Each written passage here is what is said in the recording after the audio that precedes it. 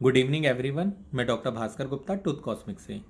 जैसे कि आप देख रहे हैं आजकल विंटर का सीज़न है और ऐसे सीज़न में कोल्ड या कफ़ होना एक बहुत ही कॉमन सी बात है। तो कफ़ या कोल्ड होने पर मैक्सिमम नंबर ऑफ़ पेशेंट जो होते हैं वो अपना ब्रश चेंज नहीं करते।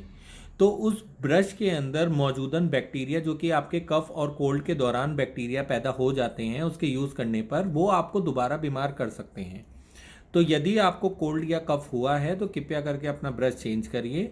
और ऐसे डेंटल टिप जानते रहने के लिए आप मेरे चैनल को लाइक करिए, सब्सक्राइब करिए और आप मेरे को इंस्टाग्राम पे फॉलो भी कर सकते हैं। Thank you.